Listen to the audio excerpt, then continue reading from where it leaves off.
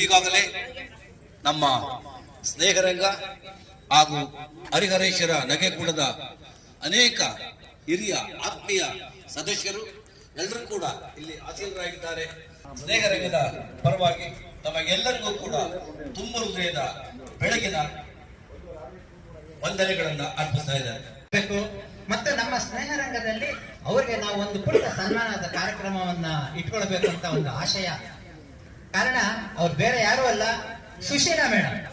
Sushila madam ಅವರು ನಮ್ಮ ಸ್ನೇಹರಂಗದ ಅಧ್ಯಕ್ಷರಾದಂತಹ ಸ್ವಾಮಿಗೌಡರ ಧರ್ಮಪತ್ನಿ. ಅವರ ವಿಚಾರ ನಾನು ಹೇಳ್ತೀನಿ, ನಿಮ್ಮೆಲ್ಲರ ಚಪ್ಪಾಳೆಯೊಂದಿಗೆ ಸುಶೀಲಾ ಮೇಡಮ್ ದಯವಿಟ್ಟು ವೇದಿಕೆಗೆ ಬರಬೇಕು. ಹೆಣ್ಣು ಮಕ್ಕಳಾಗಿ ಒಂದು ಗ್ರಾಮೀಣ ಪ್ರದೇಶದಲ್ಲಿ ಹುಟ್ಟಿ ಇವರು ಮಾಡಿರುವಂತ ಒಂದು ಸಾಧನೆ ನಿಜವಾಗ್ಲೂ ಶ್ಲಾಘನೀಯವಾದಂತಹ ಒಂದು ಸಾಧನೆ. ಬಡ ಕುಟುಂಬದಲ್ಲಿ ಹುಟ್ಟಿದಂತ ಸುಶೀಲಾ ಮೇಡಮ್ 1981ರಲ್ಲಿ ನಮ್ಮ ಸ್ವಾಮಿಗೌಡರ ಜೀವನದಲ್ಲಿ ಎಂಟ್ರಿ ಆಗ್ತಾರೆ. ಅವರ ಹೆಂಡತಿಯಾಗಿ 1981ರಿಂದ ಬಹುಶಃ ಮೇಡಮ್ ಮತ್ತು ನಮ್ಮ ಸ್ವಾಮಿಗೌಡರ ಜೀವನದ ಅದೃಷ್ಟವೇ ಸಹ ಬದಲಾಗುತ್ತೆ.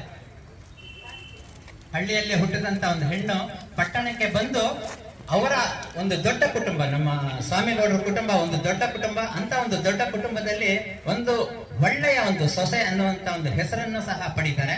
ಮತ್ತೆ ಅಷ್ಟೇ ಅಲ್ಲ, ಅವರ ಹಳ್ಳಿಯಲ್ಲಿ ಇದ್ದಂತ ನಮ್ಮ ಸ್ವಾಮಿಗೌಡರದ್ದು ದೊಡ್ಡ ಕುಟುಂಬ ಅಂತ ಹೇಳಿದೆ, ಅವರ ತಮ್ಮಂದಿರು ಇರ್ಬೋದು, ಅಣ್ಣಂದಿರ ಮಕ್ಕಳಿರ್ಬೋದು, ಅವ್ರನ್ನೆಲ್ಲರನ್ನು ಸಹ ನಮ್ಮ ಬೆಂಗಳೂರಿಗೆ ಕರ್ಕೊಂಡು ಬಂದು ಅವರಿಗೆ ಒಂದು ವಿದ್ಯಾಭ್ಯಾಸವನ್ನ ಕೊಟ್ಟು ಒಂದು ಮದುವೆಯನ್ನು ಮಾಡಿಸಿ ಇವತ್ತು ಅವರೆಲ್ಲರೂ ಸಹ ಬಹಳ ಸಂತೋಷದ ಜೀವನವನ್ನ ಮಾಡ್ತಾ ಇದ್ದಾರೆ. ಮೇಡಮ್ನವರು ನಮ್ಮ ಸ್ವಾಮಿಗೌಡರ ಜೀವನದಲ್ಲಿ ಎಂಟ್ರಿ ಆದ್ಮೇಲೆ ಅವರ ಒಂದು ಫ್ಯಾಮಿಲಿಯಲ್ಲೇ ಸುಮಾರು ಒಂದು 19 ಮದುವೆಗಳನ್ನ ನಡೆಸಿದ್ದಾರೆ.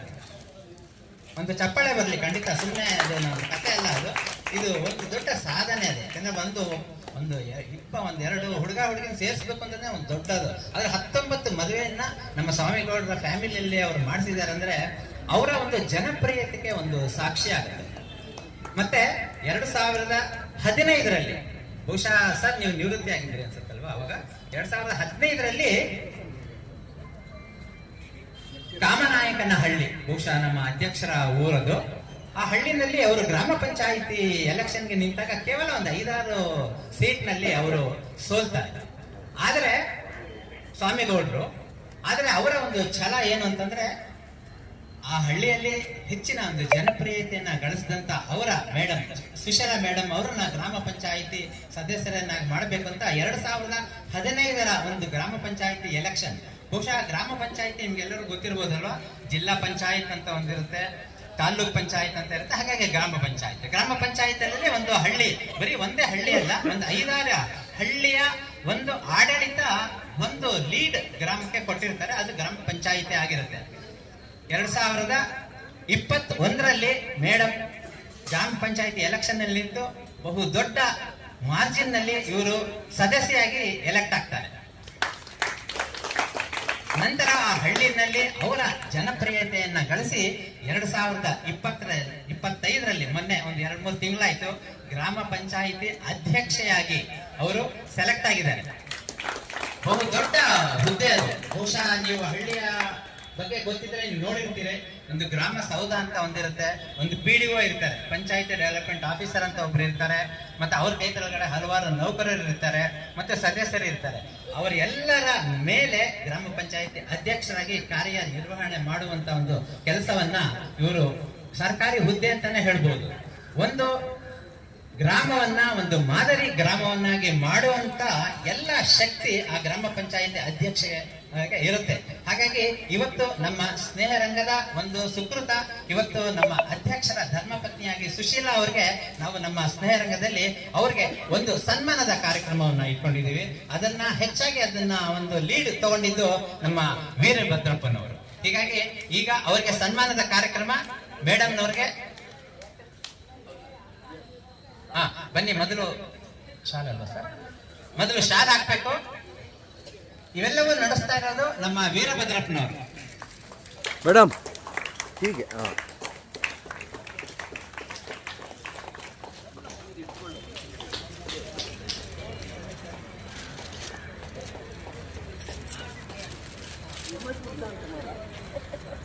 ದೊಡ್ಡ ಮನೆಯ ದೊಡ್ಡ ಸೊಸೆಯಾಗಿ ಇವರು ಸಾಕಷ್ಟು ಜನಪ್ರಿಯತೆಯನ್ನ ಗಳಿಸಿ ಇವತ್ತು ಒಂದು ಗ್ರಾಮದ ಅಧಿಕಾರದ ಚುಕ್ಕಾಣಿಯನ್ನ ಹಿಡಿದಿದ್ದಾರೆ.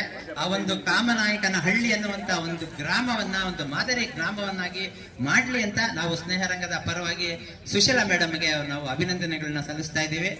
ಬನ್ನಿ ದಯವಿಟ್ಟು ಉಮಾ ಮೇಡಮ್.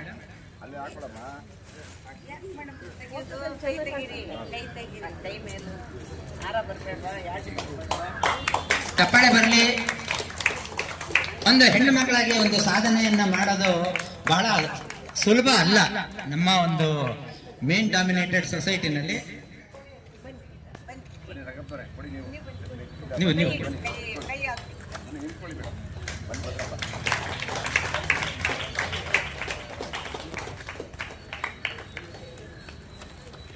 ಹಾಗೆ ನಮ್ಮ ಒಂದು ನಿಮಿಷ ಇಲ್ಲೇ ಇದೆ.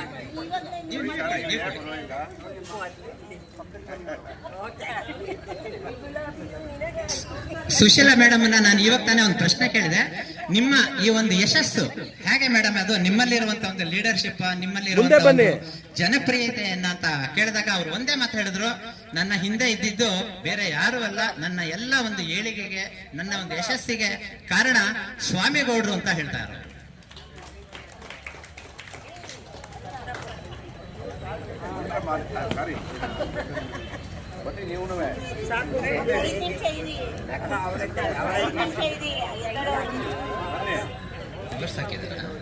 ರಿವರ್ಸ್ ಹಾಕಿದಾರ ಸರಿ ಇದೆಯಾ?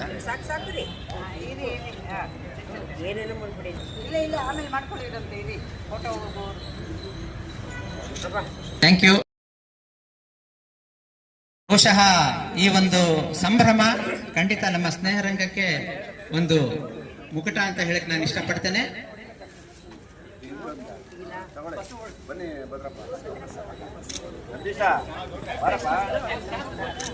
ಮತ್ತೆ ಈ ಒಂದು ಸನ್ಮಾನದ ಕಾರ್ಯಕ್ರಮದ ರೂವಾರಿ ಬೇರೆ ಯಾರು ಅಲ್ಲ, ನಮ್ಮ ಸ್ನೇಹರಂಗದ ಹಿರಿಯ ಸದಸ್ಯರಾದ ವೀರಭದ್ರಪ್ಪನವರು.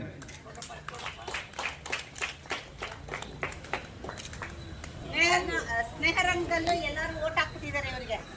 ಮೇಡಮ್, ಸುಶೀಲಾ ಮೇಡಮ್, ನಿಮ್ಮ ಯಶಸ್ಸಿನ ಬಗ್ಗೆ ಫೋಟೋನು ತೆಗೆದಿದ್ದೀನಿ. ಎಲ್ರಿಗೂ ಸಿಗಲ್ಲ, ಇಷ್ಟೆಲ್ಲ ನಾನು ಎಲ್ರಿಗೂ ಸಿಗಲ್ಲ. ಅದು ಇಷ್ಟು ಮುಂದುವರೆದು ನಾನು ಈ ಮಟ್ಟಕ್ಕೆ ಬರ್ಬೇಕಾದ್ರೆ ನಮ್ಮ ಯಜಮಾನ ನನಗೆ ಕಾರಣ. ಅವರೇ ನನಗೆ ಸ್ಫೂರ್ತಿನು. ಬೈತಾರೆ, ಬೈಯಲ್ಲ ಅಂತಲ್ಲ, ಆದ್ರೂ ಮುಂದೆ ನಿಂತಿರ್ತಾರೆ. ಇಷ್ಟೆಲ್ಲ ಇದು ಮಾಡಿದ್ದಾರೆ ಅಂತ ಅವ್ರಿಗೆ ನಾನು ಚಿರಋಣಿ. ಇಷ್ಟು ಮಾತ್ರ ನಾನು ಮುಗಿಸ್ತೀನಿ. ನೋಡಿ, ಆದ್ರೆ ನಮ್ಮ ಸುಶೀಲಾ ಮೇಡಮ್ ಅವರು ಸುಮಾರು 15-20 ಸಾವಿರ ಜನಕ್ಕೆ ಅಧ್ಯಕ್ಷರು ಮಾಡ್ಲಿಕ್ಕೆ, ಹಾಗಾಗಿ ಅವರಿಗಿಂತೂ ಇವತ್ತು ದೊಡ್ಡ ಸ್ಥಾನದಲ್ಲಿದ್ದಾರೆ ಅಂತ ನಾನು ಅನ್ಕೊಂಡು ಅವರಿಗೆ ವಿಶೇಷವಾಗಿ ನಮ್ಮ ಸ್ನೇಹರಂಗ ಮತ್ತು ನಮ್ಮ ಹರಿಹರೇಶ್ವರ ದೇವಾಲಯದ ನಿಗದಿತ ಎಲ್ಲ ಸದಸ್ಯರ ಪರವಾಗಿ ಅವರಿಗೆ ಮತ್ತೊಮ್ಮೆ ತುಂಬ ಧನ್ಯವಾದಗಳನ್ನ ಅರ್ಪಿಸ್ತೇನೆ. ಇಂತಹ ಒಂದು ಕಾರ್ಯಕ್ರಮಕ್ಕೆ ಸಾಕ್ಷಾತ್ ನಮ್ಮ ವೀರಭದ್ರಪ್ಪ ಅವರು ಇಂತಹ ಒಂದು ಸಂದರ್ಭವನ್ನ ಅವರು ನಮಗೆ ಕಲ್ಪಿಸಿಕೊಟ್ಟಿದ್ದಾರೆ. ಅವರಿಗೂ ಕೂಡ ವಿಶೇಷವಾಗಿ ಧನ್ಯವಾದಗಳು. ಮತ್ತು ಇಲ್ಲಿಗೆ ಬಂದು ನಮ್ಮ ಆಹ್ವಾನವನ್ನ ಸ್ವೀಕರಿಸಿ ಮನ್ನಣೆ ನೀಡಿದಂತ ಸುಶೀಲಾ ಮೇಡಮ್ ಅವರಿಗೆ ಮತ್ತೊಮ್ಮೆ ಧನ್ಯವಾದಗಳನ್ನ ನಾನು ಹೇಳ್ತಾ ಇದ್ದೇನೆ. ಯಶಸ್ಸಿಗೆ ಬೆನ್ನೆಲುಬಾಗಿ ನಿಂತಂತ ನಮ್ಮ ಸ್ವಾಮಿಗೌಡರು ಒಂದೆರಡು ಮಾತಾಡಬೇಕು. ನಮಸ್ಕಾರ. ನಾನು ಮಾತಾಡೋದು ನಾಳೆ ಮಂಜು ಎಲ್ಲ ಮಾತಾಡ ಮುಗಿಸಿದ್ದಾರೆ. ಏನಂದ್ರೆ ನಮ್ದು 2 ಫ್ಯಾಮಿಲಿ ಅಷ್ಟೇ, ಅವರ ತಂದೆ ಮನೆಯೂ ಅಷ್ಟೇ, ನಮ್ಮ ಫ್ಯಾಮಿಲಿನೂ ಅಷ್ಟೇ. 2 ಬಡ ಕುಟುಂಬದಿಂದ ಬಂದವರು ನಾವು. ನಾನು ಹಳ್ಳಿನಲ್ಲಿ ಒಂದು SLC ಮುಗಿದ ಮೇಲೆ PUC ಬಂದು ಕಾಲೇಜಿಗೆ ಸೇರಾದ್ಮೇಲೆ ಕಾಲೇಜಲ್ಲಿ PUC ಮುಕ್ತಿ, ಆಮೇಲೆ ಡಿಗ್ರಿಗೆ ಹೋಗಿ ಡಿಗ್ರಿನಲ್ಲಿ ನಾನು ಸ್ವಲ್ಪ ಏನೇನು ಆಡಬಾರ್ದು ಆಟಗಳು ಆಡಕ್ಕೆ ಹೋಗಿ ಕೊನೆಗೆ ನಾನು ಒಬ್ಬ BTS ಕಂಡಕ್ಟರ್ ಆಗಿ ಸೇರಿ 1.5 ವರ್ಷ ಆ ಒಂದು ಕಂಡಕ್ಟರ್ ಗಿರಿಯನ್ನ ನಿರ್ವಹಿಸಿ, ಅದರಲ್ಲೂ ಸ್ವಲ್ಪ ಎಡರುತೊಡರುಗಳಾಗಿ ನಾನು ಸ್ವಲ್ಪ ಮನೆ ಸೇರಿದಾಗ ಯಾವಾಗಲೂ ಒಂದ್ಸಾರಿ ಹೋಗಿ ಎಂಪ್ಲಾಯ್ಮೆಂಟ್ ಆಫೀಸರ್ ಬರ್ಕೊಟ್ಟಿದ್ದೆ. ನನ್ನ ಇಲಾಖೆಯಲ್ಲಿ ಕೆಲಸ ಮಾಡಕ್ಕೆ ಇಷ್ಟ ಇದೆ ಅಂತೇಳಿ ಬರ್ಕೊಟ್ಟಿದ್ದೆ. ಆವಾಗ ನಮ್ಮ ಪೊಲೀಸ್ ಇಲಾಖೆಗೆ ಬಂದು ಸೇರಿದ್ರೆ ಸಾಕು ಅಂತ ಇದ್ರು. ಇವಾಗ ಮಿನಿಮಮ್ 50 ಲಕ್ಷಕ್ಕೆ ಹೋಗ್ಬಿಟ್ಟೈತೆ ಅದಕ್ಕೆ ಸೇರ್ಲಿಕ್ಕೆ ಲಕ್ಷಕ್ಕೆ. ಅವಾಗ ಸೇರಿದ್ರೆ ಸಾಕು ಅಂತ ಇತ್ತು.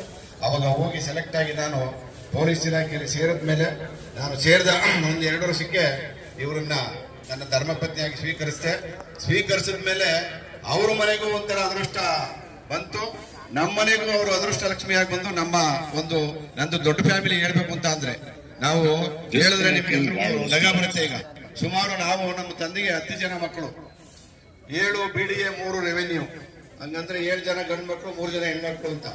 ಹಂಗಾಗಿ ಅವರೆಲ್ಲರನ್ನೂ ನಿರ್ವಹಿಸಿ ಅವರೆಲ್ಲರನ್ನೂ ಒಂದು ಸಮತೋಲನಕ್ಕೆ ತಂದಂತ ಒಬ್ಬ ಗೃಹಿಣಿ ಇವರು. ನನ್ನ ಒಂದು ಫ್ಯಾಮಿಲಿಗೆ ಒಂದು ಫೌಂಡರ್ ಅಂತ ಹೇಳ್ಬೋದು.